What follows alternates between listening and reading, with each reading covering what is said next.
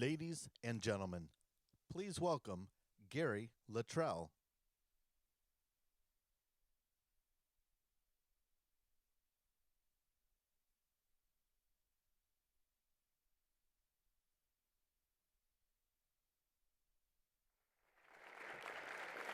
Good morning. Good morning. And welcome to the Reagan Library. I am Janet Tran, and I'm privileged to serve as the Acting Chief Learning Officer at the Ronald Reagan Presidential Foundation and Institute. So, in honor of the men and women who wear the uniform and serve our country, we begin all of our programs at the Reagan Library with the Pledge of Allegiance. And today, to welcome our friends at the Congressional Medal of Honor Foundation and special guests, we are also joined by Royal High School's AFJ ROTC Color Guard. So if you would please rise for the colors, followed by the Pledge of Allegiance.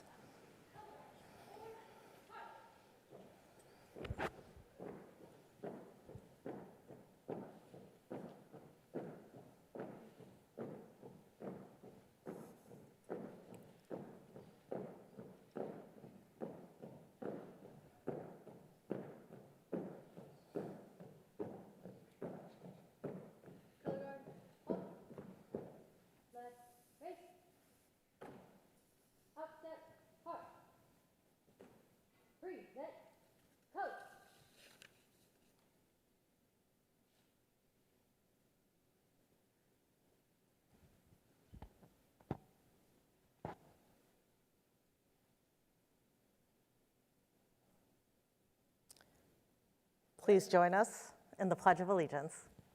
Ready? Begin. Allegiance to the flag of the United States of America, which stands one nation under God. Order on. Instep, heart. Right, face. Forward, heart.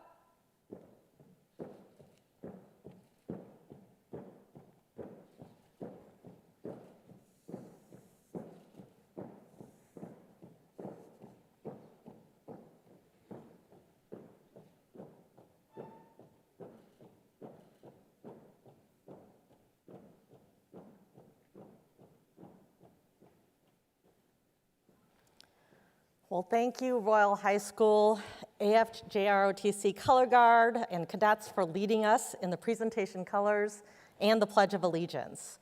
So before we begin our program, I hope you'll indulge me in a few recognitions in an audience full of extremely special people to me.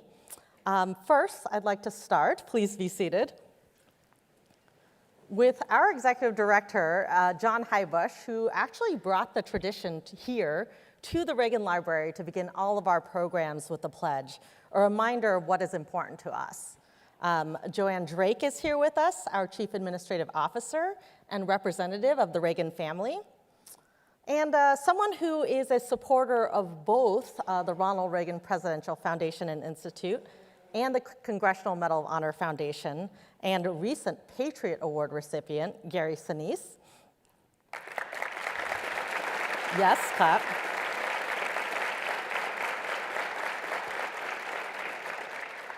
John Schertzer, the CEO of the Medal of Honor Foundation.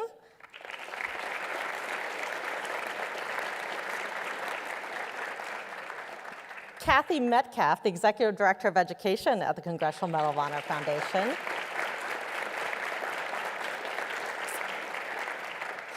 And we have the distinct privilege of hosting two veterans who served during World War II with us today, Bill Hall and Bill Dillon. So big round of applause.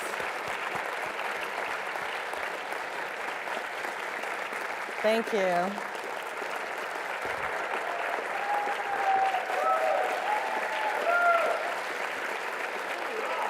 Hurrah!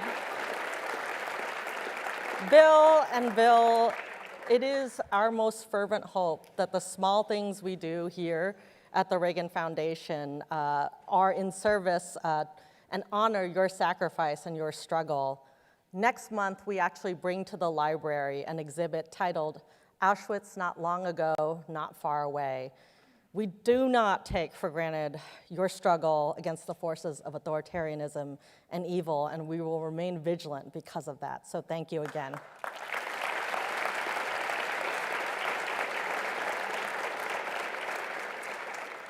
And perhaps most significantly, I welcome you, our students. We do this program for you, the young people who will inherit this country. Like our founder, President Reagan, we carry great optimism that America's best days are ahead. And that's because we get to work with young people every day here. Reflecting on the decade plus of education work at the Reagan Foundation and our team's relentless pursuit of his call for an informed patriotism, I don't think there is a partnership that we hold in higher esteem than the one we have with the Congressional Medal of Honor Foundation.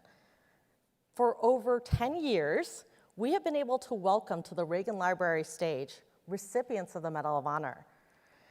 The Medal of Honor is awarded, it's the highest military decoration, and it's awarded to those who have, quote, distinguished themselves by acts of valor.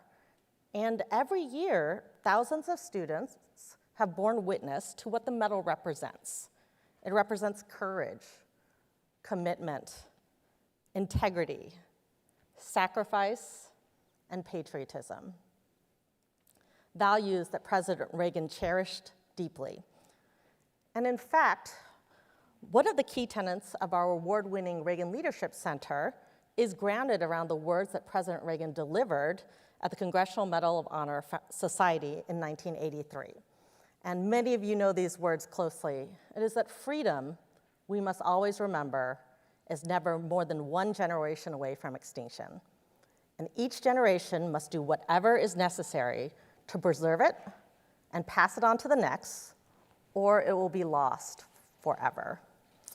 So today, in the spirit of passing freedom to the next generation, we welcome back to the Reagan Library retired Command Sergeant Major Gary Luttrell. Most of you have read his citation and know of his harrowing 4 days in Vietnam. So I will note just one part of the many that stood out to me and moved me, as it may stand out to our young people today. And it reads that Sergeant First Class Gary Luttrell, quote, repeatedly abandoned positions of relative safety.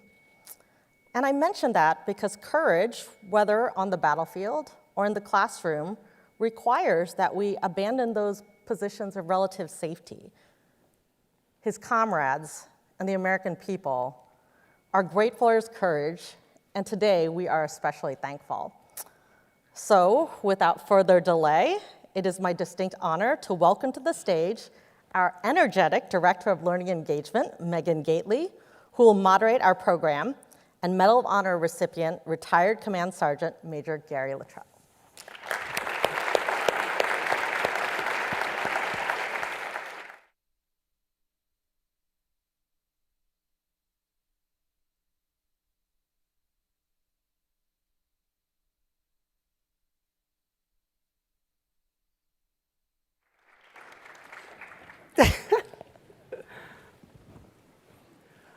Well, welcome to everyone. Nice to see you all, especially nice to have Gary here with us.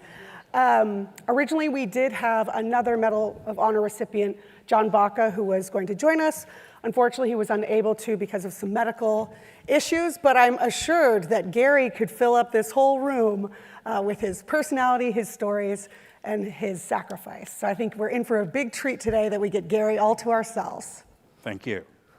Well, welcome, and let's start at the beginning, Gary. Tell us a little bit about where you're from, what life was like for a younger Gary.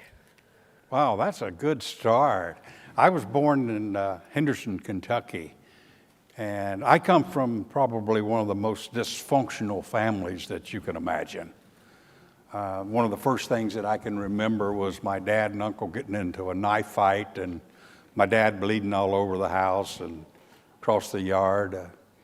The second thing I can remember is looking down in the coffin and looking at my dead mother and little brother that had gotten run over by a car. And life was not good for me. I lived with family to family for until I was 15 years old.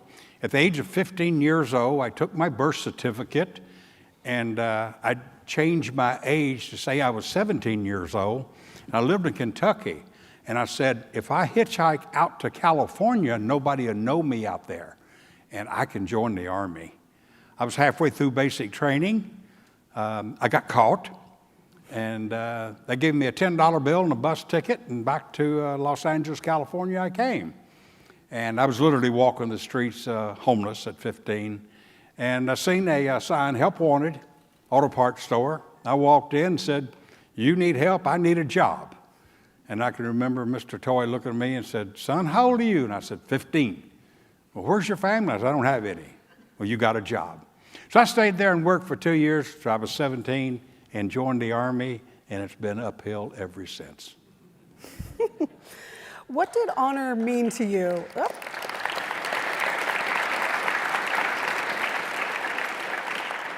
That is a definite adversity getting over a childhood with losing family. What did honor mean to you when you were growing up? You know, when I was growing up, I had zero parental guidance. And so the word honor meant absolutely nothing to me until I joined the military. And then I started looking at the men and women that had preceded me in the military and the great achievements that they had accomplished. And honor then took on a meaning. You have to honor those that have done outstanding things prior to you and try to use them as your mentor. Did you have a teacher, coach, mentor, friend, either when you were in LA working at the auto parts store? Was there anybody who helped and gave you guidance along the way? No, I had zero guidance until I joined the Army, and then I got too much guidance.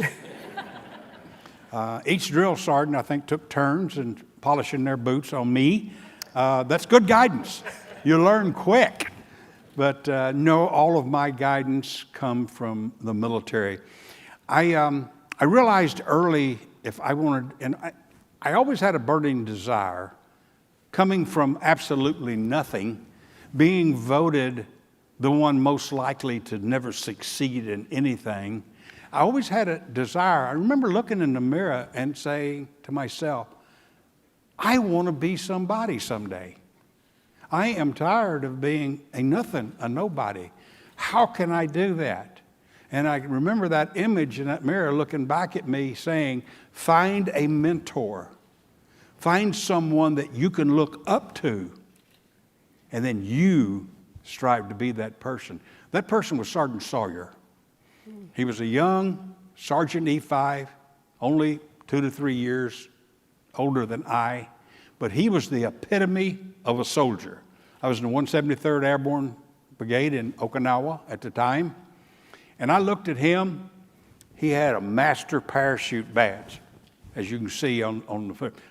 Oh my God, he's a master parachutist. He's a jump master. He had that U.S. Army Ranger tab on his shoulder. Wow, he's graduated from, I have got to be Sergeant Sawyer.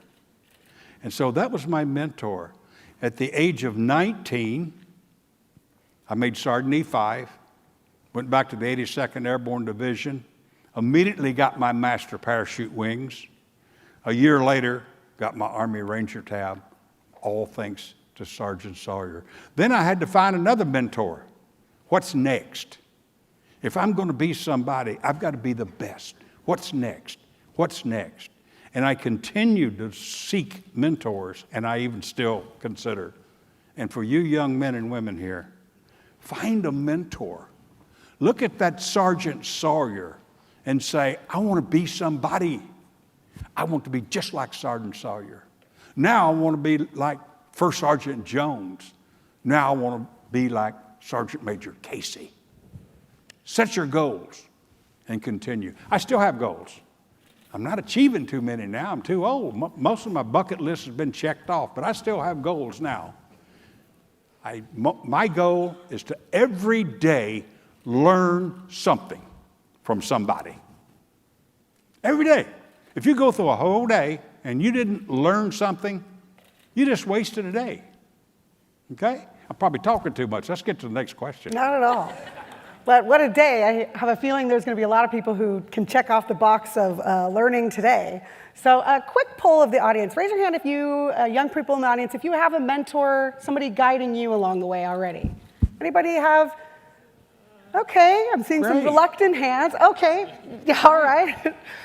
See, Billy Hall still has a mentor. Great. Well, I think that's great advice to find those people who want to boost you and lift you up along the way. What were your first few months out of the service like? Oh, my goodness. I graduated. Listen, I retired prematurely. I got promoted out of happiness, okay? I was a troop trainer all of my life. I trained troops. I went to combat with troops. I come back. I trained new troops to go back into combat with troops. And I got promoted to command sergeant major. And I view that position, no disrespect to the rank, okay? But I viewed that position as a babysitter for colonels and generals. And I was not a good babysitter. And so I was a troop trainer. I wanted to train troops. And so I put in my retirement papers, and the sergeant major of the Army at that time had been my battalion sergeant major when I was a first sergeant, 1st 75th Ranger Battalion. So he immediately summons me to D.C. What happened? Why are you putting in your retirement papers? You know, I've got plans for you. What will it take to keep you in the Army? And he was expecting me to say, well, let me be the sergeant major of the 82nd Airborne Division, or can I have the 1st 75th Ranger Battalion? And I said, take this command sergeant major off and put E7 back on me and give me a platoon of troops that I can train for combat. And he said, well, that's not going to happen. And so I floundered a little bit, okay? I floundered, had very different ideas of what civilian life, and first off, I didn't like civilians, and no offense, but they didn't think right. They drink different water than me. But now I am a civilian, and I drink their water, so I love all the civilians now. So I started a second career with the Veterans Administration, and that was good. I was the patient advocate. It was almost like being a sergeant major in the Army, okay? I could handle problems. Okay, if a problem come to me, they expect me to solve it, and I've done a real good job. And so I retired from that and started my own business, medical rehab equipment. I seen kids coming back from Afghanistan, blast injuries, and there wasn't rehabilitation equipment that they needed because we wasn't expecting so many blast injuries back. And so I started that, and then I formed my own foundation, Tribute to Valor Foundation. And I work with the Medal of Honor Society Foundation and my foundation to get in front of as many children as I possibly can and talk about the 6 core values of this medal. As mentioned earlier, courage, commitment, sacrifice, integrity, citizenship, and patriotism.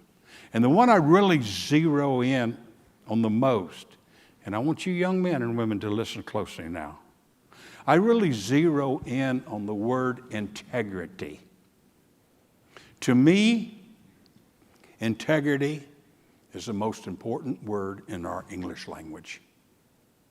Without integrity, if you grow up without integrity, you're growing up an empty body without a soul. Who are you? I want all of you young men and women now, and your older ones also, look in the mirror. Ask yourself, who am I? Am I a person with integrity? How do I want to be viewed by the person to my right and left? How do I want to be viewed by my teachers and my parents? But most important of all, look in that mirror. How do you want to be perceived by you? That image looking back at you. Integrity. Never lie, never steal, and never cheat. The first time you lie, it's going to be hard. It's hard to tell a lie. I remember my first lie was hard. I didn't like it. okay? I try not to lie now, but I told lies in my life. All of us have. I still tell some little white ones, like, do you like my hair? Yeah, I like your hair. No, I don't like that hair. Oh, that's a little white lie. You get by with that, okay? Does this dress make me look fat? No, honey, that dress makes you look skinny. You tell those little white lies to survive, okay? And so, but I'm talking about a lie that will hurt someone, okay? Never lie. Be perceived by the people to your right and left as, if they say it, you can take it to the bank because they've never lied. Never take something that doesn't belong to you. The first time you steal, it's hard. The second time you steal, it gets easier. Pretty soon, what are you? You're a thief. You look in that mirror, what's looking back at you? A thief. Okay? You can't feel comfortable about that. Cheat. Everyone in here has cheated in some form in their lifetime. Okay? I have. I've cheated. I'm not proud of it, but I've cheated a time or two. Who are you cheating when you cheat? You're cheating you. You're not cheating your parents. You're not cheating your teachers. You're cheating you. Look in that mirror. What looks back at you? A cheater. You can't be comfortable with that. Look in that mirror. What looks back at you? A liar, a thief, a cheater. That is integrity, the most important word in the English language. And if you leave here today, if you'll take one thing with you, I must grow up with integrity because I want to be somebody. I want to be a mentor for somebody someday. I can't do that unless I have integrity. Okay? I heard a story in which you committed to working with a group of South Vietnamese Rangers who impressed you. They did. Can you share that story and talk about qualities in people that you find impressive? I was fortunate enough when I went to Vietnam. I was first off, before I went to Vietnam, when I graduated from Ranger School and got that Ranger tab, I hate to say it, but I graduated only second in my class. A cotton-picking Marine beat me out. But it's okay. He was my Ranger buddy. And it was the two enlisted. He was E6, I was an E5, right? And we were in Ranger School with a whole bunch of lieutenants. Well, that's a given fact that we're going to rise to the top. So they assigned us. He was my Ranger buddy. So I said, look, I've already stacked the deck. I know what it takes. I've done my homework about Ranger School. I know what it takes to get extra points and when you do it. These lieutenants can't outshine us. We're going to graduate 1 and 2. And we did, okay? I'd already scoped it out. I knew when you're out on patrol, if you volunteer to be point man and compass, okay, you got a lot more sleep because they wanted to keep you fresh. And if you got them from point A to point B without getting lost, those instructors would give you an extra 10-point called a spot report, okay? We volunteered point and compass. We were both good, okay? And so we graduated first and second. My Ranger buddy beat me out. So the moral of the story is I graduated second, and so I got to be an instructor in Ranger School. So when I got ready to go to Vietnam, getting back to your questions, you thought I got out in the weeds, didn't you? But so when I got ready to go to Vietnam as being a Ranger instructor, they said, okay, we're going to send you over to work with the South Vietnamese Rangers. So I went a year to language school, and I really committed myself. I said, if I'm going to work with the Vietnamese, they're giving me a year to master this language. I didn't master it, but I got pretty cotton-picking good. And when it come time for battle, it really paid off because I was speaking their language to them, okay? So I got to Vietnam. The 23rd Vietnamese Ranger Battalion had just been annihilated. And that happens about every 8 months in general. They'll commit that battalion into battle and get beat down pretty bad. So I went to their Ranger School. I got the opportunity to go through the Vietnamese Ranger School with my battalion. We formed a new battalion, went back to Pleiku, and boy, they were the absolute best. And they held me in very, very high esteem because I spoke their language, okay? And then you want me to go into the 4 days on the Hill? Please. Is that what you want? Okay. You lead, we'll follow. Okay. I don't normally go here, but I will today. Okay. Because all of you can read the citation. All you have to do is just Google CSM Gary Luttrell. But I'll give you a short version of it. We got into a 4-day, 4-night scrap. And I'd been in country for 8 months. And the 23rd Vietnamese Ranger Battalion consisted of 473 Vietnamese Rangers, and we had 4 advisors. And we were moving, there was another Medal of Honor recipient that has been here at the Reagan Library, Gary Bykirk. Okay? A lot of folks know Gary really, really well. Gary Bykirk was in a Special Forces base camp that had just been overrun by the 66th NVA Regiment, the 29th NVA Regiment, and the K6 Sapper Battalion, which consisted of about 5,000 of the North Vietnamese best. Now, Gary had beat them down to a bit, but he was in bad shape. So our mission was take my Vietnamese Ranger Battalion, penetrate his perimeter, set up an inner perimeter, and evacuate the dead and wounded. I got one hilltop short, and night fell, and we didn't move in Vietnam at night. So I said, okay, we'll spend the night here, and we'll penetrate his position tomorrow. Well, I was senior. I was an E7 by then, 24 years old, and I'm an E7, okay? I done well in the beginning, okay? I had 2 lieutenants and an E5. Poor me, but it's okay. It's okay, I'll train them, you know? And so we get up on the hill, and you get a sixth sense if you've been in the military for a while. Everybody understand what that sixth sense is? Okay? You get a feeling things are not right. Things are not right here. I don't like no noise. I don't hear the monkeys and the birds. That means there's people out there, you know. And so I looked at the 2 lieutenants and the Sergeant E5, and I said, guys, let's dig in. We never dug a foxhole, never. We slept in hammocks, okay? I said, dig in. I'm going to take some C4, which is explosives. You know what C4 is. Probably played with it, hadn't you? So I said, I'm going to take some C4, and I'm going to fall over the side of this hill, and I'm going to blow us a LZ, a landing zone. I just have a feeling we're going to need some helicopter support before this day's over. And sure enough, we did. So anyway, I said, dig in. And the 2 lieutenants and the Sergeant E5 looked at me and said, listen to the old man. I'm 24 years old, and I'm the old man, okay? We send our kids to battle. Listen to the old man. He expects us to dig in these rocks. And I said, guys, at least a fighting position. Dig enough to at least get in a fighting position. I just don't feel comfortable. So I fell off the hill, blew me an LZ, used all my C4, got it cleared out while I was operating in the mountains/jungle mountainous area. And so I had to blow a landing zone. So I just finished blowing the landing zone, and I hear an old hollow sound, thump, thump, thump.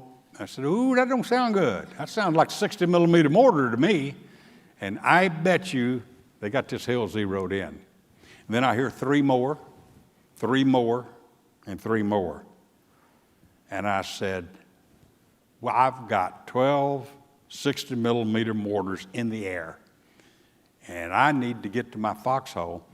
Before I left the hill, when the Americans were complaining, I looked at my 2 cowboys. I was assigned 2 people. One was my bodyguard, one was for my comfort. Okay, made my hammock, fixed my coffee in the morning, fixed my meals. I was spoiled, okay? The Vietnamese took really good care of me. So I looked at my 2 cowboys and I said, dig a hole, big enough for the 3 of us. And I knew that hole would be dug. And so I said, I've got to make it back up to this hill and get in that hole before those 12 mortar rounds start impacting. And for your older people, you'll understand this. I was like OJ through the airport, okay? You youngers, you don't understand that, okay? I mean, in other words, I was high-stepping, okay? And so I was hoping I could do a swan dive into my foxhole, I got to my foxhole. The battalion commander and Lieutenant Green and battalion commander's RTO was in my foxhole. My two cowboys were standing over the side looking like this. And I will admit, I used the Lord's name in vain. I should not have. God forgive me. I was upset, okay? I seen a tree that had been falling. And I'm like Forrest Gump at that time. If I get shrapnel, it's going to be in my buttocks because I'm going face first into this tree, okay? And then I started counting. 1, 2, counted to 12. I could smell that burnt eggs, okay? If you smell burnt eggs from a mortar, that mortar's in your hip pocket. I mean, the first few feet of that explosion smells like burnt eggs. I smelled burnt eggs, and I said, boy, it's close. I know it's close. But I counted 12, and I didn't feel anything. I got up, and I said, I'm going to go over to that foxhole, and I'm going to have a come to Jesus meeting with those 3.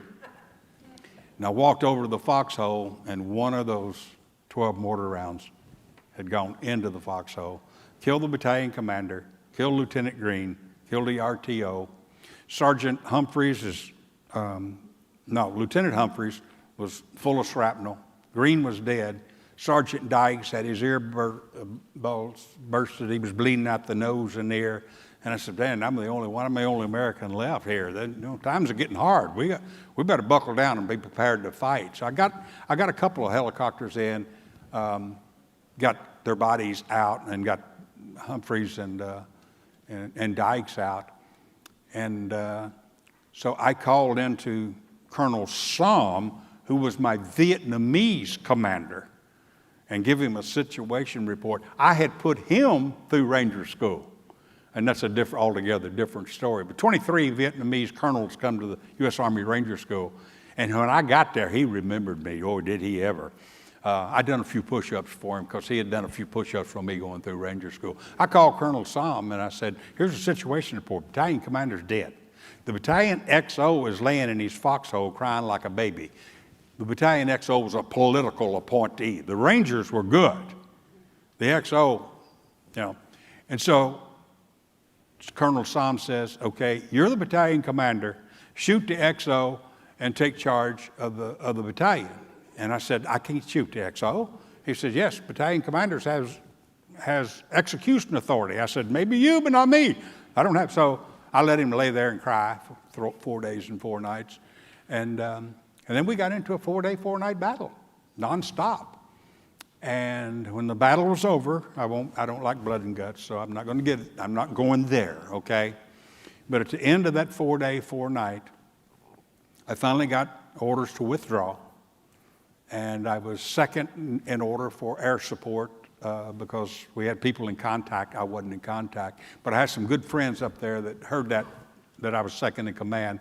And they come on the air and say, hey, 3-3 Charlie, if we get a mission aborted, we'll come and help you move this 8 clicks. So myself, I went in with 4 Americans. Myself, I went in with 473 Vietnamese Rangers, 41 walking wounded come off the hill. And I'd done absolutely nothing heroic. There was no heroic in this 4 days and 4 nights. I was a non-commissioned officer that was placed in charge of a Vietnamese Ranger battalion, and I had a job to do. I just done my job. By doing my job, there were people on the radio, in the air, some of the crazy things that I said that I didn't realize I said until I got the after-action report and read them. And some of the people felt that I went above and beyond the call of duty and put my life at risk when I didn't have to. Not true. I put my life at risk because I had to, because had I not, the 41 wouldn't come off the hill. So I hope I answered your question to... Sure. Is that good enough? Good enough. Yeah.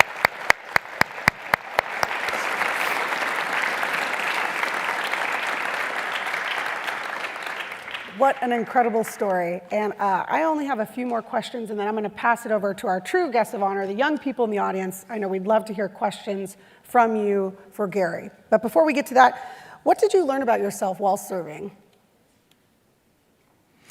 You know, I learned that you can set goals and you can achieve every one of them. even though you set your goals high. It may take several stair steps to get to that goal. But that's what you need to do now. You need to move forward with integrity. Set goals. Take one step at a time. Learn that you can do this. Learn that if you want to be somebody instead of a wild weed growing up in Kentucky that nobody wanted, if you set your goals, you can achieve those goals. Don't set them too high at first. Set moderate goals, obtain them, then go for broke. Set them up here high, and then go for the gusto. But you have to set your goals.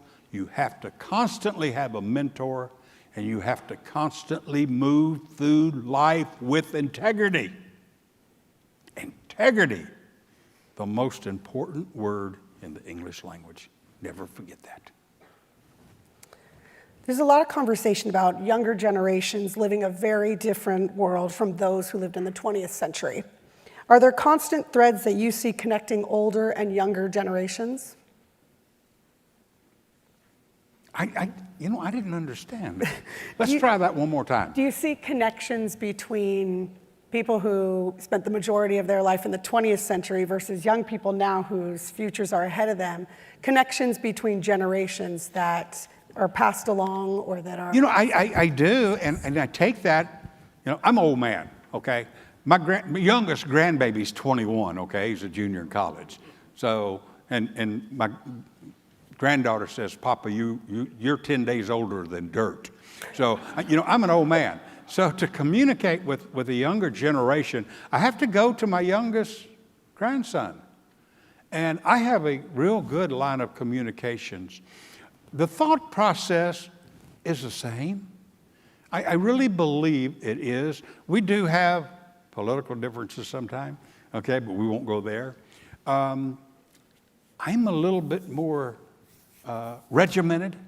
I believe my generation was a little bit more regimented than this generation, and I contribute that to the media, the easy access, these sinful things that I'm addicted to, the cell phone, and the text messages. But yes, my grandson and I have a very good line of communications.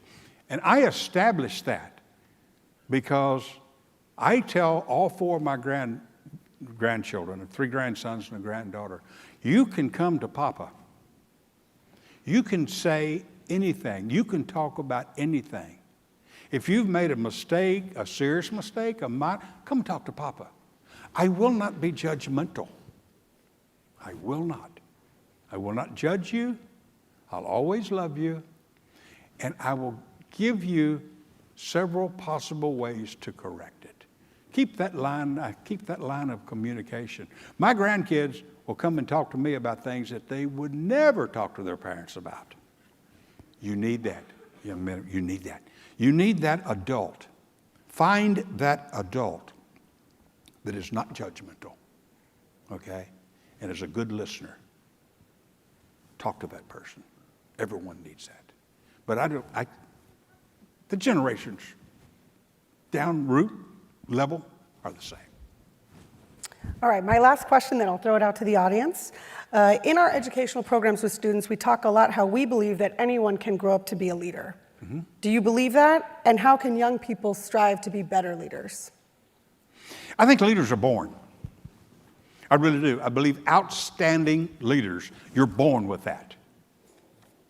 And you increase your leadership ability as you go through. But those that are not born leaders can be very good followers.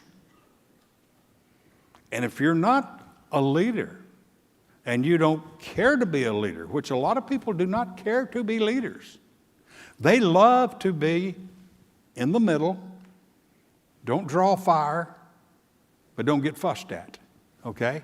And that's okay. That's okay. If you don't strive to be a leader, it's okay to meet your goal and to stay in the middle. Stay in your comfort zone. Wherever you're comfortable. If you're not comfortable at this level, you say, I need to increase my leadership ability, then take leadership courses. Find your mentors. But not everyone can be a leader. We have to have followers. And if you're in the following situation, just be the best follower that you can be. Be somebody. I'm a follower, but I am the best follower. Okay? Who knows? Maybe someday the page you turn and you say, I've been such a good follower, now I'm going to try some leadership. Okay? Take leadership classes, find a mentor, a good leader, mimic that. And who knows? You may end up being the best leader. Okay, how about a big round of applause for Gary?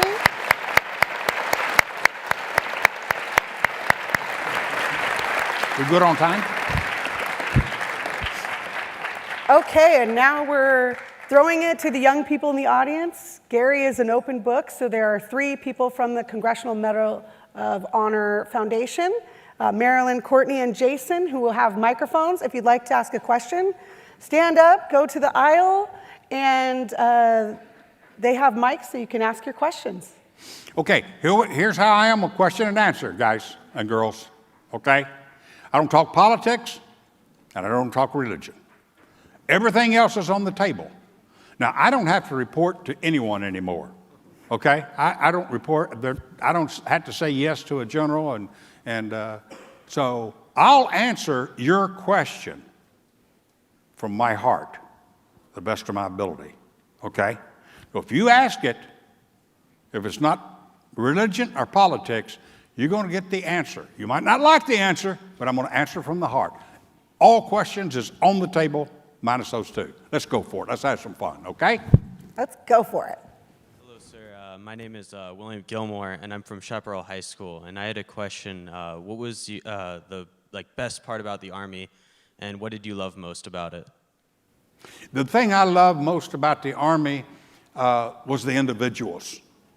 And the thing I loved most about it was I identified early in life that I could read a field manual tonight, and I could get up in front of a group of people tomorrow and teach that class verbatim. I love the people, I love the training, and I loved being a leader.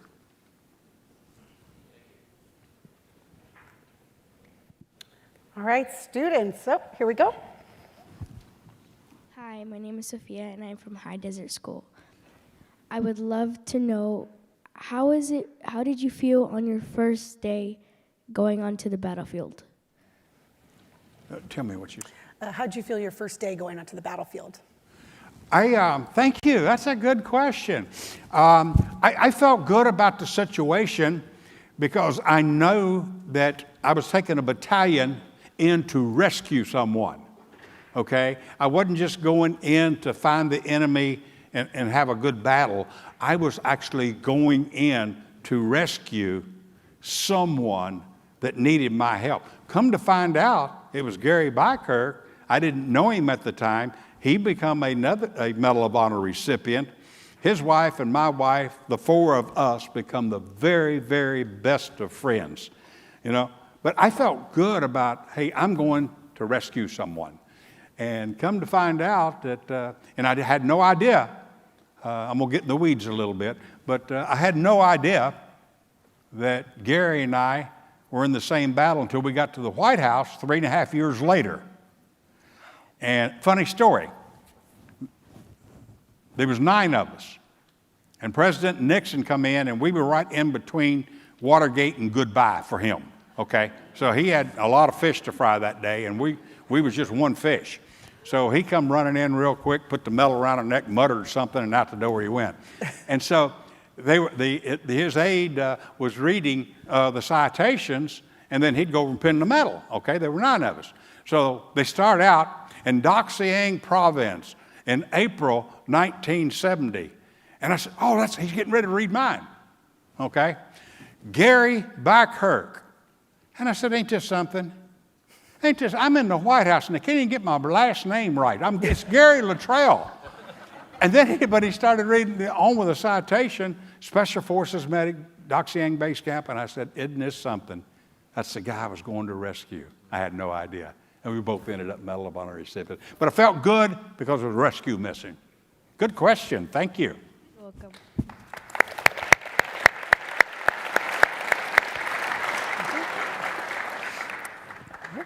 Good morning, sir. My name is Cadet First Lieutenant Cole Cowdery, and I'm at Royal High School Air Force Junior ROTC. And my question to you is, what was the greatest contributing factor to the success of your leadership in the United States Army? What do you say? What was your greatest success in leadership in the Army? Good question. Thank you. I'm hearing impaired, so I have to ask my translator here. My greatest achievement, I believe in looking back, was probably when I was a first sergeant in the 1st 75th Ranger Battalion. Because I trained those Rangers straight out of Ranger School to be on the cutting edge of special operations. I trained them to be the very, very best. And so years after that, I would run into some of my young enlisted Rangers, and now they're captains and they're majors. And they look at me and say, First Sergeant, we didn't always like you, but we respected you. And without your positive leadership, I would not be where I am today. That's very rewarding. And then when I go to the Sergeant Major's Academy 20 years after I retire, and some of the younger Rangers that I trained are now Sergeant Majors attending the Sergeant Major's Academy. And they say the same thing. Thanks to your leadership, thanks to you making us at times do things that we really didn't want to do, in hindsight, we know now that we would not be the soldier we are if it wasn't for your positive leadership. That's very rewarding. Good question. Thank you.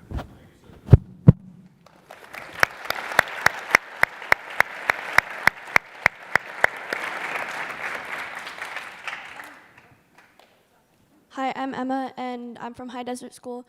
Would you go into the Army again, and if so, would you do something different? Would you go into the Army again? And if so, would you do something different this time around? You know, that's a fair question. I told you I'm going to answer from the heart, right? And I'm going to do that. I did not encourage any of my 4 grandkids to join the military. I am a firm believer in our current military. We're getting into fights we don't need to get into. I do truly believe that. I truly believe that we're here to defend this great nation 100%. And we go into wars, and our servicemen and women have their hands tied behind them because of the rules of engagement.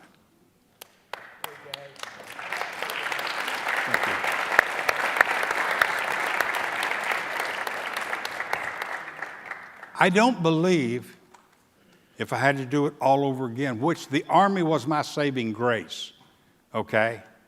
I don't believe that I would go in the military today because I do not believe that the last battles that we've fought, and a prime example of that, and again, I'm not getting into politics, look at Afghanistan and look at our disgraceful pull out of there, okay? Good question, thank you. That's a hard question. Hi, my name is Autumn Nolte. I'm from Trinity Pacific, and I was wondering what was the hardest part about all your invention? What was the hardest part about you from your childhood and now? What was the hardest part of your adventures, which I liked, your first part? Adventures? Adventures, but from childhood to now, what was a single moment or the hardest part or one of the hardest parts that you overcame? I think the hardest thing of my life was early in life, okay? When my dad and uncle was knife fighting, and I thought my dad had passed away. He didn't. And then looking down I'm 5 years old looking down in the casket at my dead mother and little brother that had gotten run over by a car. And then growing up without any love, okay? And you need love. You need love. I need love. Everyone needs love. But I never, until I was 17 years old, I never had anyone put their arm around me, hug me, and tell me they loved me until I met my little wife. So that was the hardest challenge that I had, was getting from day to day, knowing that I was unwanted, no one cared, and needing a hug, needing a compliment, someone to pat me on the back and say, "You've done a good job today." That was the hardest part of my life. Life started becoming really real and beautiful for me when I joined the Army and met my sweet little wife. We were 17 years old when we got married, and we were together for 58 years and 10 months before she passed away. But life started to be beautiful when I felt that I was loved, that I could share love, I could give love, and that I was a good soldier. Does that answer your question? Thank you.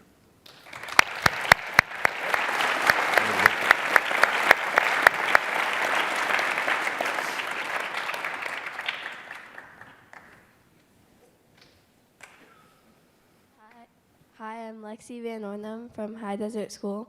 You said you started a company for prosthetics. Are you still doing that company? That you started your company. She mentioned prosthetics, but it was medical equipment or prosthetics. Oh, if you yes. could tell us more about that. Yes, I will. Thank you. Thank you. I was working with the Veterans Administration as the patient advocate. Well, as the patient advocate, you're exposed to everything in that hospital. And because the VA hospital in Tampa was receiving a lot of active duty patients, we had 54 active duty patients in our VA hospital at one time, and they were mostly spinal cord injury and blast injury, traumatic brain injury. And there were no medical therapy equipment to help regain the use of hands. Everyone was concentrating on getting them up and getting them walking.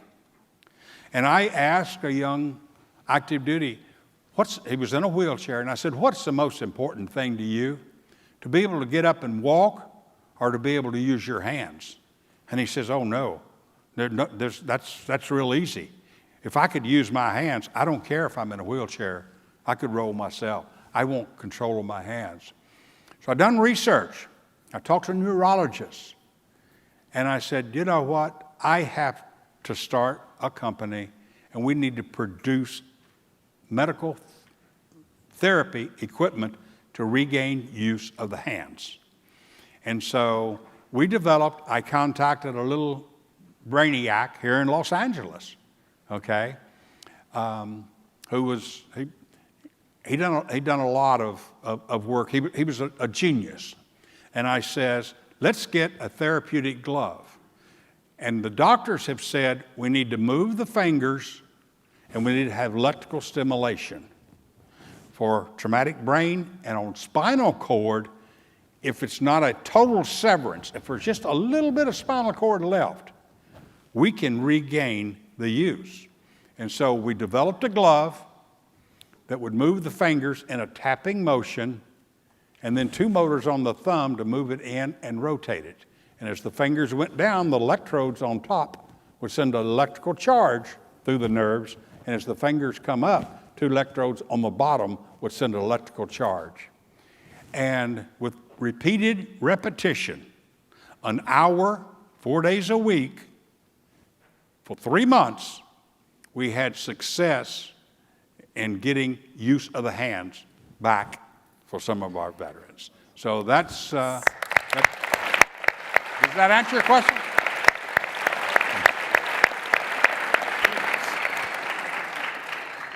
Hi, my name's Corinne Davila from Chaparral's NJROTC program. My question is, could you see your life being any different if you decided not to join at 17?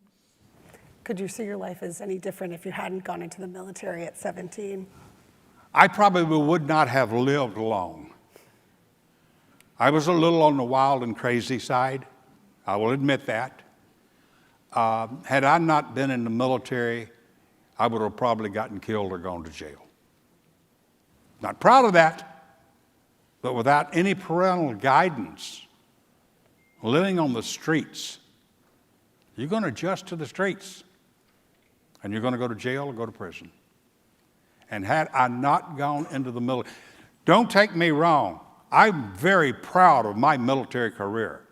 I'm very proud of the people that I trained. When I said earlier I would not go back in under today's circumstances, okay, that doesn't mean that I'm not proud of our military.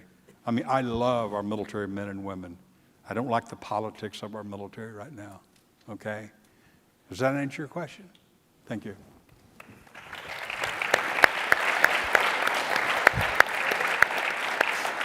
I'm not a good recruiter.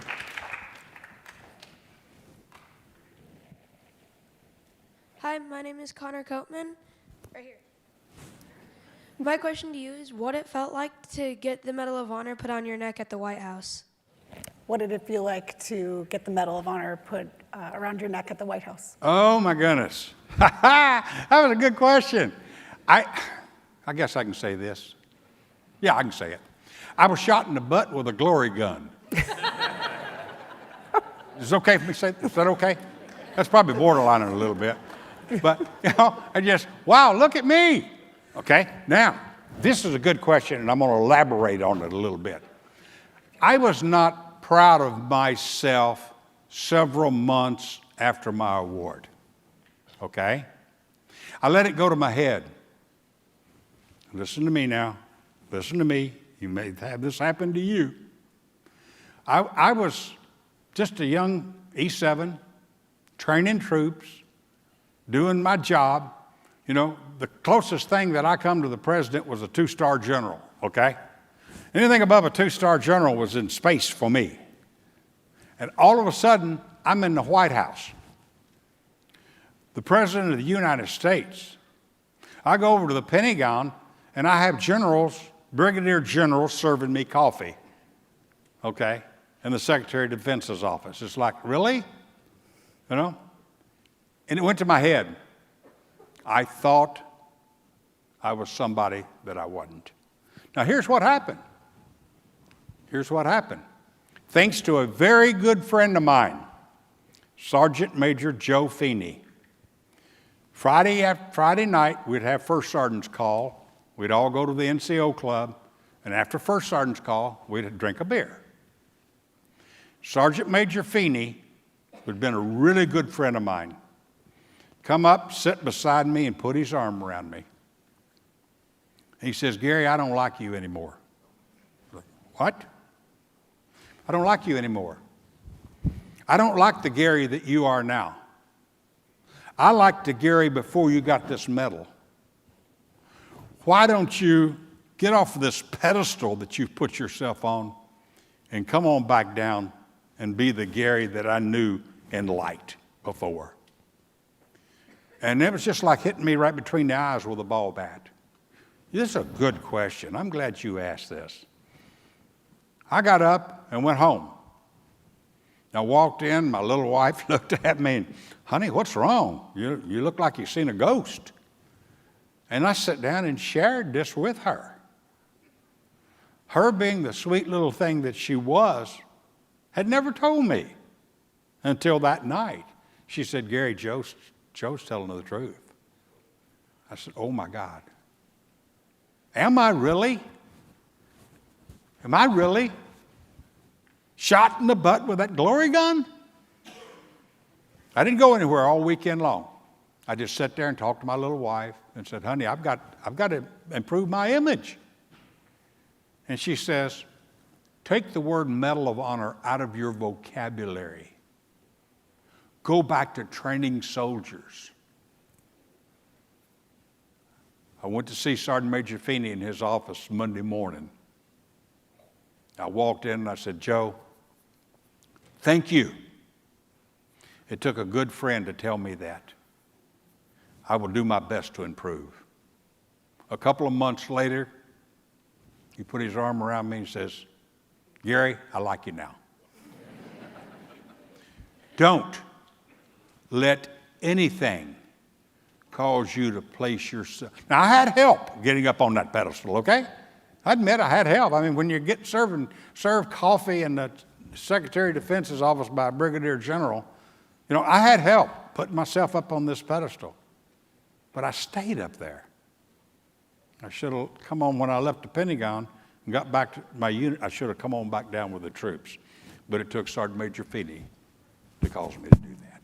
Very, very good question. Thank you very much. And I'm glad I was able to share this with you. I'm not proud of that, folks, but I'm able to talk about it now. I was ashamed of myself. Very much so. Thank you.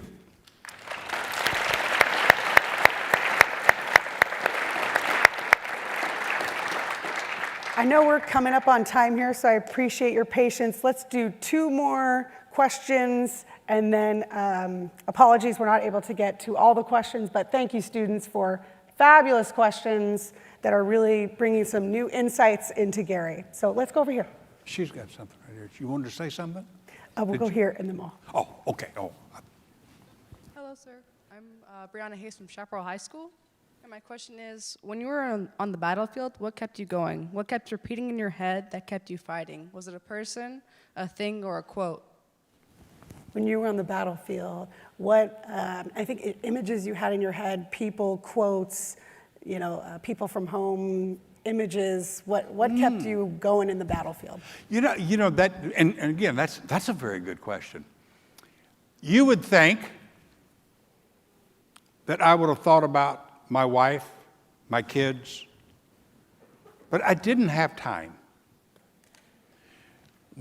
As soon as that mortar round that 12 mortar rounds impacted, human waves of that 5,000 people tried to come up that hill. And it was nonstop. And so we went 24/7. Now, people say there's no way that you can go 4 days and 4 nights without sleep. No, you can't. I had to have had some 10 or 15-minute cat naps. I had to. You can't survive without it. In between waves coming at you, I had to have crashed for a few minutes. But it was the last night. It was about 2 o'clock in the morning. About 8 o'clock, we got the mission to withdraw. At 2 o'clock in the morning, I just crawled around the perimeter trying to redistribute ammunition. You know, come to find out, there was no ammunition left to distribute. And I said, okay, all right. The next wave, you know, it's it.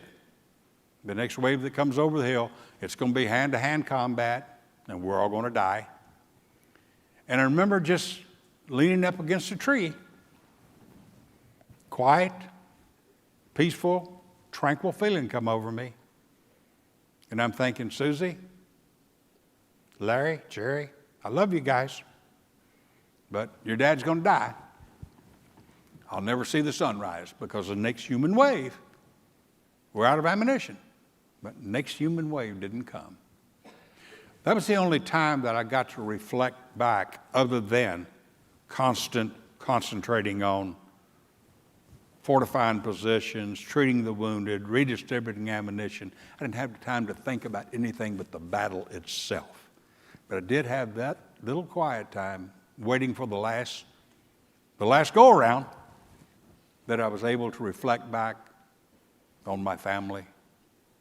And next morning, 8 o'clock, we was able to withdraw. That next wave didn't come. Okay? One more question? Yep.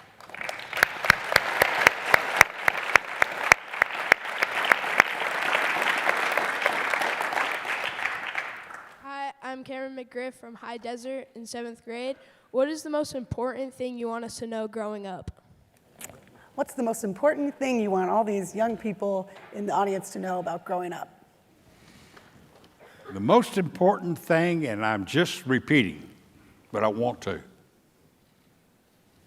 Grow up with integrity. That's the most important thing. If you have integrity, everything else will fall in place. If you have integrity, your studies will fall in place. Your after-school activities will fall in place.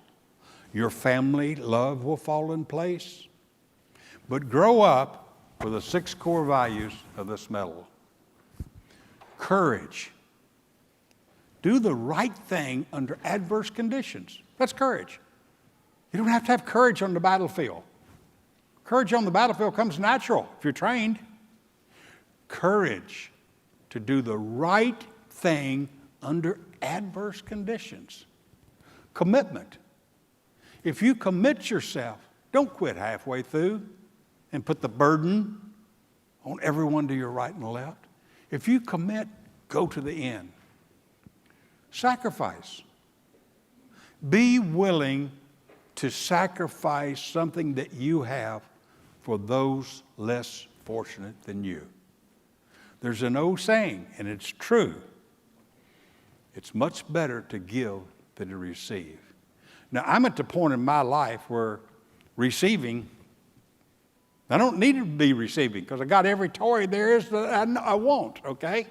I'm back in the giving stage now and the enjoyment that I get in giving.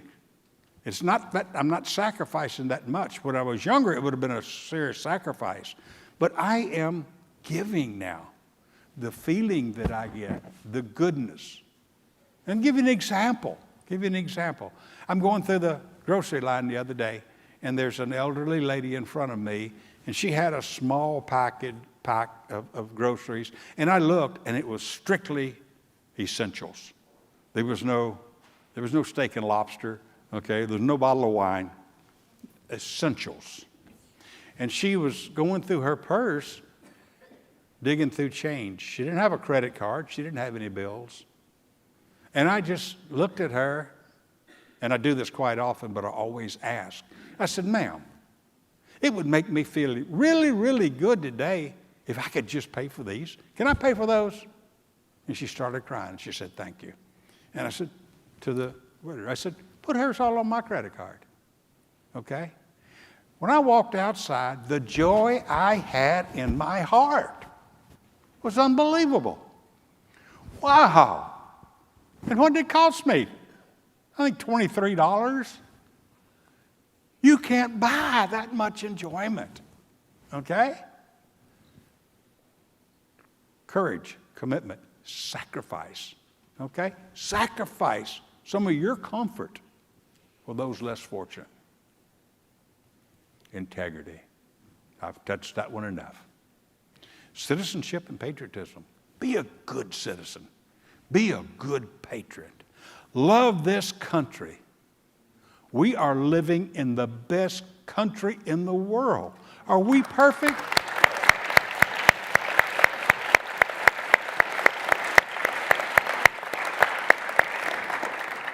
Are we perfect? No, but we're closer to perfect than any other. I have traveled all around the world. I have been literally everywhere. There is no country that will come close to what we are. No country. You look at some of our third worlds, you see kids starving to death. I went on a hunting safari in Africa, and we took the meat of the animals, and we took it down to an orphanage. And when those kids seen that truck, they recognized that truck. That's the truck that brings us meat. They just flocked us, hugged us. Little kid hugged it, pulled it on my leg, okay? Because we were feeding them.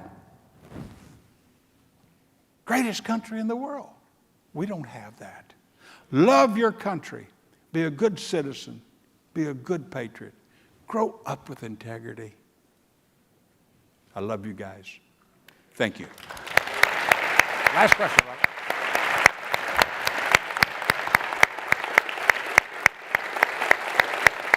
Thanks, Gary. It's always a pleasure.